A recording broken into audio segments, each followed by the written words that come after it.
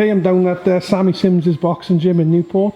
I'm here now with light middleweight Welsh champion Jerome Samuels. How's it going, Jerome? Yeah, not too bad, mate. Yeah, good, really good. You got a big fight coming up, Jerome, on March the 13th, unfinished business, Newport Centre. Yep, big fight indeed. Yeah, really big fight. Yeah, I'm looking forward to it. Your opponent, Barrie Jones. Yeah, good test. Talk to us a bit about it. Yeah, basically when the fight got announced, I knew he was mandatory anyway. The board made him mandatory, so he was next up in line to box for it. So it was a decision, either vacate or fight him, and I know I can beat him. So I had a little speak with my trainer, Sammy, and the team, and just said, look, let's defend the title against Barrie Jones. You know, he's been in with some of the best, Kel Brook, Liam Smith. You know, if I do the job against Barrie, then it's a big step up for me then, isn't it? Yeah. Big. It's going to be almost a year to the day that you actually won the title. Yeah. What have you been doing with yourself since for the last 12 months? Not a lot, to be honest. I mean, I won the Welsh title, had a little bit of a break, maybe a bit too long. My partner had a baby, and yeah, I've been enjoying the first like 6-7 months with the baby and that. How's training and stuff been going leading up to this fight now then? Yeah, it's been going really well. Yeah. How much notice have you had? Trying to think now. I've had about plenty of notice. It's New Year. It was tough. I started back training anyway. New Year. Yeah. So I was getting ready. Me and Sammy Sims, we were getting ready for like a 4-rounder maybe, or a 6-rounder. So we were always doing that little bit more. If it was training for 6, we were doing an 8, you know, and vice versa. Then when we got the call up for the 10-rounder, which was about 3 to 4 weeks ago, we'd already had three or 4 weeks in the bank. Yeah. So we just started as we mean to go on and just started blasting it and getting ready for a 10-rounder. So it's been great. Would you have liked a little warm-up fight before going into this one? Yeah, possibly, but I sort of missed a few big windows last year where I've had a break, you know, and I don't want to do that this year. Like after I won the Welsh title last year, I had fights being offered with Matchroom against Sam Egerton and things like that, and we all know how far he's going now. Do you know what I mean? He's sort of, in all honesty, he skipped ahead of me. Do you know what I mean? So it's more a case of me playing a bit of catch up now. So playing catch up starts March the 13th in Newport Centre. So going to be a good show, yeah.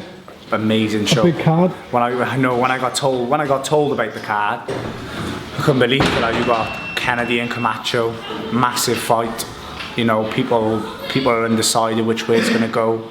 I'm always going to go with Kennedy, of course. I know how hard he trains, I know how good he is.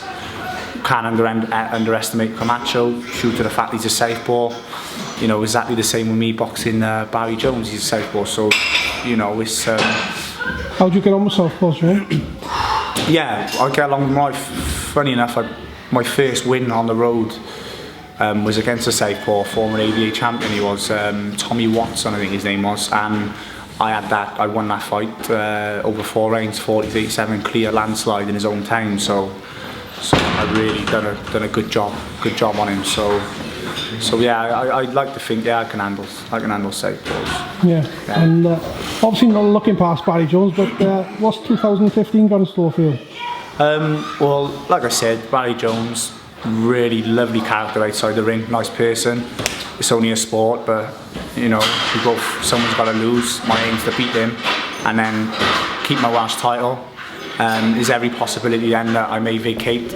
You know, I've done I haven't done it yet, but I've done the first thing, which was winning it. I've got to do the next thing now, which is defending it, and that's as far as I probably really want to go with the Welsh title. And then perhaps, you know, giving somebody else their opportunity, and then possibly go for the Celtic. Yeah. I want to go the old route. I do, step by step. So I know you've said you're like between weights as well. Do you think you'll ever go down to welter? Or you come free? If a really good fight come up for me at welterweight, if I had to make 10-10 or 10-9, I can make it. But then if I wanna, like, I'm only walking around now about 6 pound. That's it. I'm not carrying no fat. I'm not having to batter my body. You know, the training is strong. You know, it's athletic. It's really powerful training we're doing. Nothing's sloppy, nothing's, it's really, everything's sharp.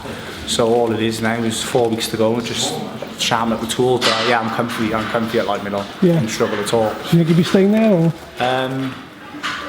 Depends. I'll see how I perform. You know, I know I'm going to be sharp. I know I'm going to be strong even, in fact, but if I'm comfortable at light middle, then I'm sure a lot of fighters will tell you they'd love to make the weight as comfy as I make it. Yeah. Simple as that. That's one thing a boxer got to go through, is making weight, and I don't struggle at all. I weighed myself yesterday 11.5 So, 4 weeks to go. What can fight fans expect to see come fight night? We're going to meet at the centre of the ring, and we're going to see who takes a backward step first. That's as simple as I can go. I know what I've got to do against a southpaw, and we're going to meet and we're going to see what kind of fight that it's going to bring. I think it's going to be maybe skillful to start off with, unless he's thinking the same as me and we just meet toe to toe and go to war for 10 rounds. Yeah. I don't mind. If it becomes a chess match, then I'm sure it'll be checkmate by round 10. Any predictions?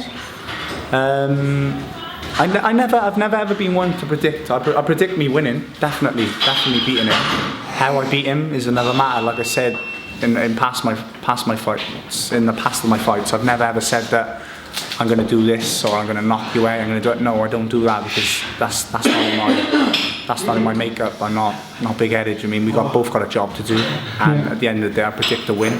If it means I got to go 10 rounds and get a good 10 rounds under my belt again and win on points, then so be it. If I catch him with a shot and he goes, then I don't get paid for extra rounds. Yeah. And how can your boxing fans get all the tickets, Jerome? You can follow me on Facebook, Jerome Samuels, or I'm on Twitter. It's @BoxerBack. And yeah, so you can catch me on tickets there, no problem. Get in touch here. What about at the boxing gym? Come at the gym? Yeah, anyone's welcome at the gym. Anyone. They can do an hour of training if they want with Sam. I don't know how long he'd last if he chucked you on with his circuit, you know. But yeah, training's going really well with Sammy. Really well. Before we go, Jerome, anybody you want to thank? Have you got any sponsors or anything like that? Yeah, I got Body Masters Weight and Fitness Gym supplying my supplements. They're doing a great job making sure my body recovers well.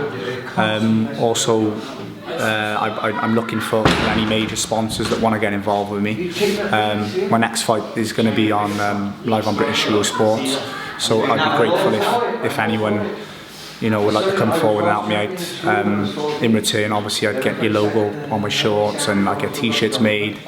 I get t-shirts made for my fans as well. So, you know, you sort of have your logo sort of all over the venue, and obviously on TV as well. So it'd be great. So anyone like that, help me. Get in touch. Right, John. Well, I appreciate your time, and hopefully I'll speak to you a bit closer to the fight. Yeah. Cheers. And good luck come fight night. Thanks, mate. Nice one. Cheers. Thanks.